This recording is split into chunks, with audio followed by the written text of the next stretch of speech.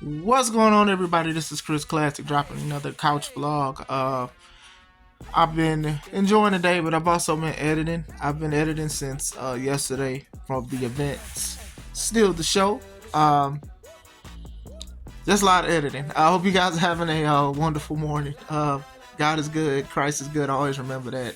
Praying that the Holy Spirit that is left within us that we utilize and we realize we got to move as one body, one band, one sound, one faith, one sound. Make sure you subscribe to this channel, the Take It Home podcast, where I talk about professional wrestling topics. I interview wrestlers, and I put my matches up as Classic Alpha.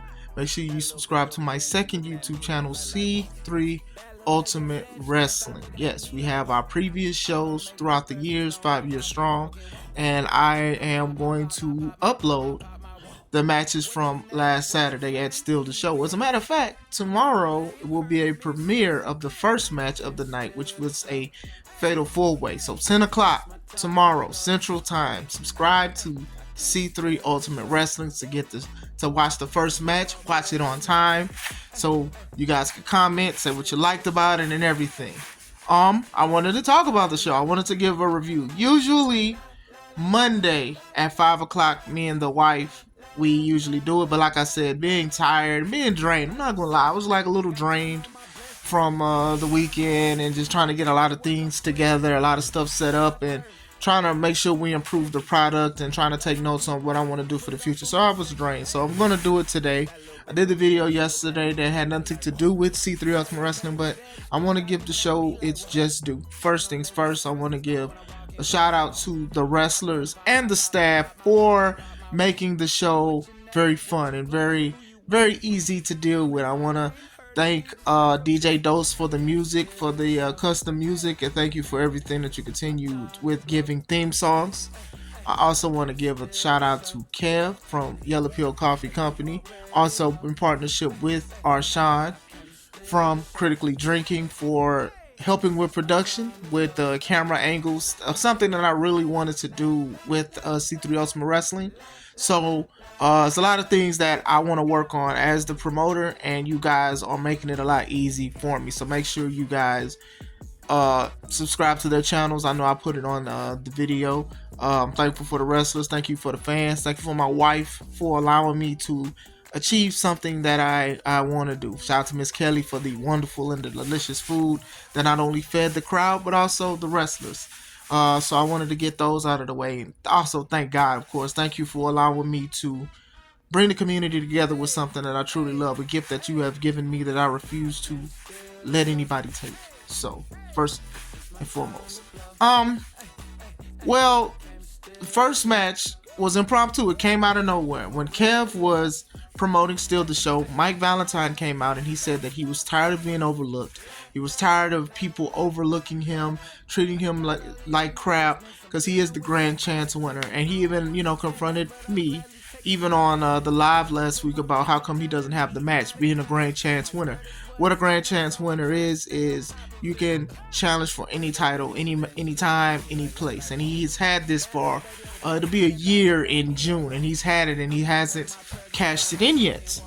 And he got upset. He had a book. It was a Dr. Seuss book that he wrote in, and he had some commandments about what you shouldn't do, how you shouldn't mess with him. Very blasphemous or whatever like that. Like I said, maybe if he went to a C3 Ultimate Wrestling show, he was booked, but this is C3 Ultimate Wrestling. He keeps calling the company the wrong name. He calls it someone else's company's name. We have been C3 Ultimate Wrestling for the past 2 years. Got a name on it, trademarked and everything. But still. So little did he know that we had a couple wrestlers that were in the back that was eager for a chance to make a name for themselves in C3 Ultimate Wrestling. So first came out was Mike Jarrett. He's also known as Smash. He has done a lot of great matches in the Illinois and the Wisconsin area. Has been a solidified vet. Me and him tear the house down in one of our matches. A lot of people considered match of the year at Not As Wrestling last year. It was very great. I recommend you guys watch that on his channel as well. He said, you know what, I'm going to show you something. And he's like, okay, well, I'll face you. Then Kevin Storm, he comes in. He's very known in RCW and also teaming with his partner Brutus Dillon, who's very brutal, by the way. He said he'll take both of them on. So then it went to a triple threat. Then all of a sudden, the mysterious figure who has been attacking wrestlers after their match for the past few shows, he shows up. And Kev was like, you know what? Per me, if you want to show that you belong here, we handle situations in the wrestling ring. We do not handle it by attacking people. So it went into a fatal 4-way. Great action, some fast pace, it was some strength. A lot of guys were showing how strong it was. Jarek with the stalling suplex on Mike, and then Mike would return to give him a suplex, and then Kevin Storm would give Mike a suplex. A lot of people tried to ground the guy that we're going to call Nameless because he has no name yet, the masked figure. A lot of people try to ground him outside, and it did not work. Comes to the end of it, Mike talks a lot of trash, gets spooked by the Nameless guy, and runs out of the building. So a guy who wanted to have a wrestling match runs away from his match, his moment, if you will. So finish comes to when Jarek puts Kevin Storm in an F5, and just when you thought the match was over, Nameless comes in, gives him a spinning package power driver. I don't think I've ever seen that before. But that was the victory. He stands in Mystique after the victory, and that was the end of the Fatal 4-Way. What a way to open the match. It wasn't even supposed to be the first match on the card. But like I said, you know, we handle things in the ring. And the guy that we call Nameless has been doing a lot of mysterious stuff. So, you know, this was the first time we've seen him in a match and in action, and he shows that he is about that life. So curious to see what the future holds with him and with the company. So we'll see with that. Second match was Atlas J. Horn versus me at Classic Alpha. Now you guys know that we have a 10-year history, a 10-year beef between each other, and you know, we really don't like each other. And it's just like, you know, we talked to each other promos, and then we went live to talk about the disdain. He said he wanted to prove a point. He wanted to leave me like a greasy stain like he did Mike Valentine a couple shows back and what he did to Kenny Nine. He also said that he wanted to make an example, saying that his 26 years of wrestling will mean nothing if he does not beat me. And I said the same thing with my 12 years of wrestling, like, hey, sometimes you do have to prove that you're worth something. I said that this match was about as important or more important than the championships that I have won, because what is the point of me calling myself an alpha if I couldn't even win against the guy who basically kind of contributed to the creation of this, you know. He snuck me. I come out, he snuck me. He was already on the side, didn't see him, he snuck me. And then we started brawling on the outside. And then while we were brawling on the outside, he got distracted, and he was pushing around Kenny Nine, the guy who he defeated at the Amazing World. So we went back and forth. He did some underhanded tactics, and he actually had me out. And instead of trying to take advantage of that, he pushes Kenny Nine again. Now, Kenny gets the best of Kenny. He let Kenny get the best of him, and Kenny got upset. So Kenny grabs a mallet of all things, while the referee was not even paying attention, and he did, looking at the footage, he struck Atlas. Atlas comes into the ring in pain. Me, I'm thinking that his back went out like Carl Winslow did in Family Matters when he was dancing and his back went out. I thought something happened, and I give him a kick, somewhat of a claymore, and I win the match. So I'm happy that I won the match until I realized that Kenny got involved. So that's not something that flies with me. I don't like that. I don't like winning like that. It's called Classic for a reason. I do things with honor. If I win, I win, and if I lose, I lose. And unfortunately, I have a dub in the column, but I don't think this is how anybody planned for it to happen. I know the wonderful crowd, they loved it because they do not like Atlas as much as I don't like him, but that's not how I want things to go down. I don't want it to go down like that, so we're going to try to make things right, because, you know, we still have unfinished business. Nobody should walk away that happy with that kind of victory. You know, Kenny let the worst come out of him, and, you know, he was very remorseful, but still, that was my business to handle. It was my business to handle. Atlas should have focused on me. He did not, and that's just what happened. Third match was the women's championship match. It was Renee Van Peebles, who is the C3 Ultimate Wrestling Women's Champion. She went against Vega Venom. Now, Vega Venom defeated the champion last year at the Amazing World in one of my favorite women matches to see at C3 Ultimate Wrestling. And this match also delivered.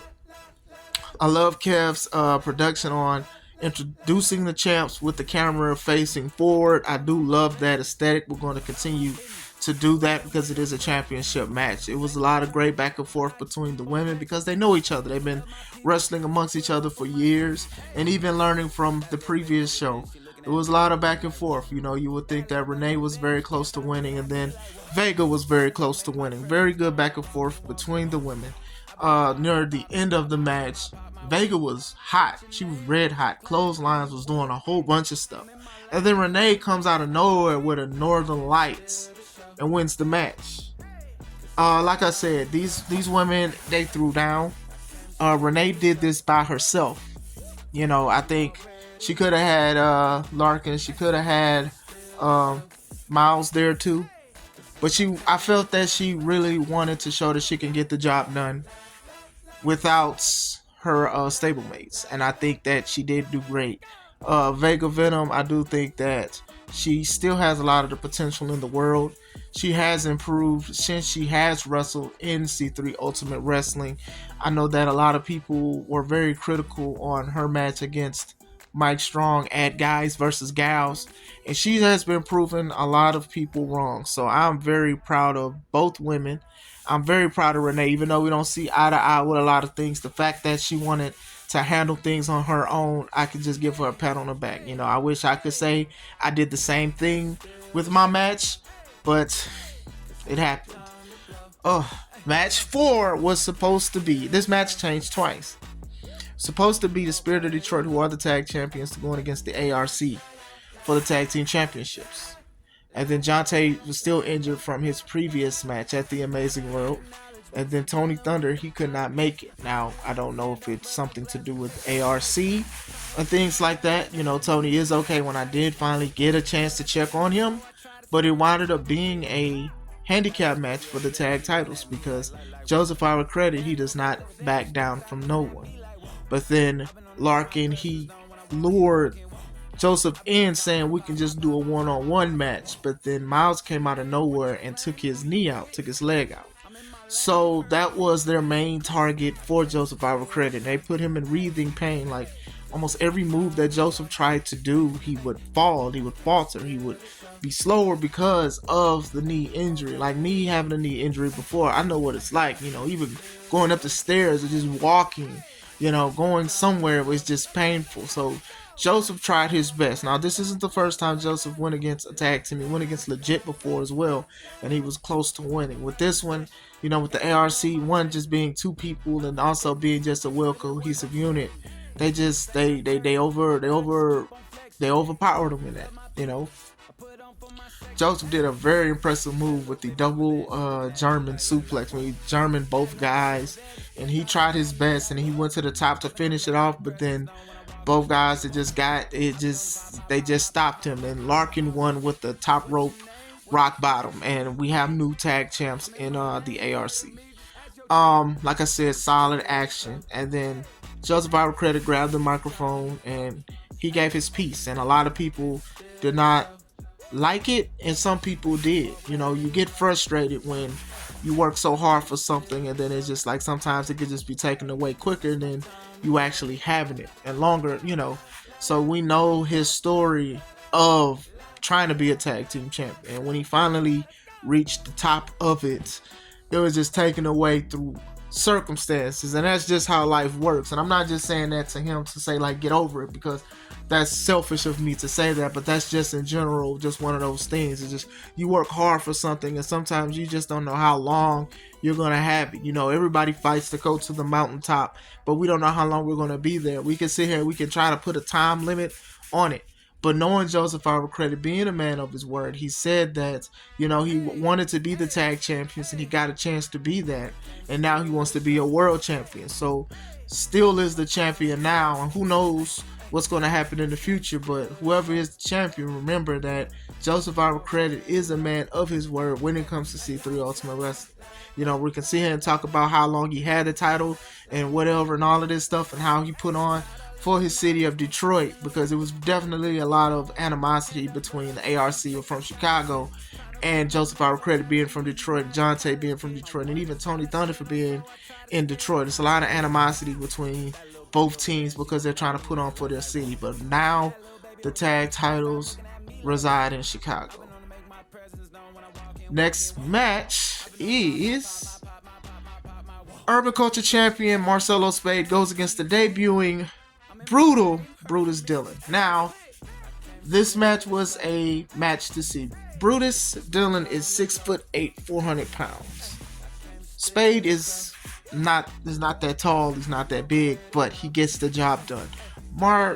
Marcelo Spade is one of the most intelligent men in the wrestling ring right now. Doesn't matter how long you've been in the business, doesn't matter how strong you are, doesn't matter how fast, how high you fly. He is one of the smartest ring technicians, and he knows how to get victories. He's won against guys this size before. He's won against guys his size. He's won against guys smaller, faster, and things like that. So to have a ring IQ like Spade is just something else. The way he used the ring to his advantage, the way he coerced Aaron Stone, the first Urban Culture Champion, to go against him the third time to be the champion so quick, that's just something that you gotta study, you gotta learn about. You know, you may hate how he did it, but he did it, and that's the thing, and he was successful with it. So those are things that you also have to think about when you come to ring awareness and ring IQ. Brutus was very brutal. He was throwing him around. Spade tried to take him down a couple times. He just could not. He tried to dive out on him a couple times. He just could not. He tried to work a knee, and it just was not. It was just, Brutus was a little too much for him, to the point to where Spade actually left. He tried to leave, and then Brutus followed him to the back and brought him back through the kitchen, which was where the food Miss Kelly was cooking. Shouts to Miss Kelly. Like I said, they went on for a little bit longer, and then I think Spade just got frustrated with everything. I just think that Spade probably, I can't really speak for him and put words in his mouth, but for what I've seen, I think that he knew he couldn't win, and he just left, and he was frustrated because originally he was supposed to go against Backwoods Brown, and I'm not trying to sit here and say that Backwoods was an easy layup neither, because Backwoods has defeated some great opponents too. Like, Backwoods is making a name for himself and continuing to make a name for himself. But I don't know, I can't even say that he was upset that if Backwoods wasn't there or anything like that. It's just, you know, Spade had a way to, you know, he had a chance to win and show people why he is the Urban Culture Champion. You know, he's defeated Aaron Stone twice. He's defeated Tony Thunder, two formidable opponents, and this was one of his toughest challenges. So him walking away was just a little weird to me, because he's usually very confrontational. Like, hey, no, come on, here, no, I want to fight now. He's did this to Tony. He's done this to Aaron Stone. He's done this even before he was the Urban Culture Champion. So we'll see with that. Brutus Dillon has made a name and an impact for himself, and you will definitely see him back in C3 Ultimate Wrestling in the future. I think this guy gets the crowd behind him. Like I said, you know, he has a massive presence, something that you cannot ignore. Like, people will walk down the street and see this guy and probably ask him, how tall is he, or can I take a picture? Not just an attraction, but an actual talented wrestler. So we go into the main event. Main event is D'Angelo Steele, C3 Ultimate Wrestling Champion, against his former tag team champion partner, JPH. Wow. These guys know each other for being in the ring, not only sharing the ring, but also facing each other before in the past. When I tell you this match is something that had me on the edge of my seat, this match definitely had me on the edge of my seat. Like, this was crazy. Like, I sat next to my wife and we watched it near the table, and we were watching this match, and I was like, my goodness, the intensity those guys put on for sure. They made the C3 Ultimate Wrestling Championship belt way more prestigious than what it already is. You could tell that these guys, they had a point to prove, and if they have to fight each other being brothers, then they would. You know, the promos was intense. You know, JPH said he had first dibs on his title. Steele said he wanted his heart. Now, as crazy as that sounds, they put their whole bodies, heart included, into this match. A lot of back and forth, a lot of intensity. A lot of times I thought the match was over, and it was not. That's what C3 Ultimate Wrestling is about. It's always being the ultimate version of yourself. And I think that both guys, they did great. The end comes where Steele Like these guys was, I'm sorry, I gotta keep going. These guys were trading suplexes, they were trading clotheslines, they was trading punches, they were trading a lot of stuff. And it was one point that JPH took over, and you thought that that was the end of Steele, and then Steele took over. You thought it was the end of JPH. Like, you definitely gotta watch this match when it's uploaded, or you can watch it now on Critically Drinking's channel. You could watch it into the whole show in its entirety. I don't know why I had trouble saying that, but still, it was a great show altogether. The finish came where Steele clotheslines JPH, and then he hits him with a clothesline from the back of the head, and that was it. While the match was going on, ARC, the tag champs, and the women's champ, they were looking at the match. Don't know if they were technically scoping Steele or who they were scoping JPH, but they were definitely there. But I don't know what's going on with that. They showed their admiration in Steele's victory as well. So that was still the show. If I had to say what match stole the show that night, it will definitely be the main event between D'Angelo Steele and JPH. I think these guys showed what true wrestling is. Now, the whole card I did enjoy. I enjoyed the whole card and stuff like that. Even though I didn't like how my match ended, I'm gonna work on that in the future. I did like how it came together. For as far as the future, we are working on some stuff. Hopefully we'll have some news for you guys next week. Like I said, thank you to everybody that has set up, that has attended, set up the ring, the fans who attended, bought merchandise, took pictures and everything like that. You guys make stuff so special. I hope you guys will enjoy Still the Show when I upload it on C3 Ultimate Wrestling page, and then you can also check out the whole show on Critically Drinking, Arshawn's page. So let me know what you guys think of this review. Can you wait for the show? Like I said, it's best to go to the show live. It's best to watch it live. It's best to buy a ticket, front row, whatever row, and watch it live. It's best to watch it live. But if you want to watch it on Twitch and on YouTube, we have those available as well. So I hope you guys have a wonderful day. I'll let you guys know about next week. This is Chris Classic. Let's take it home.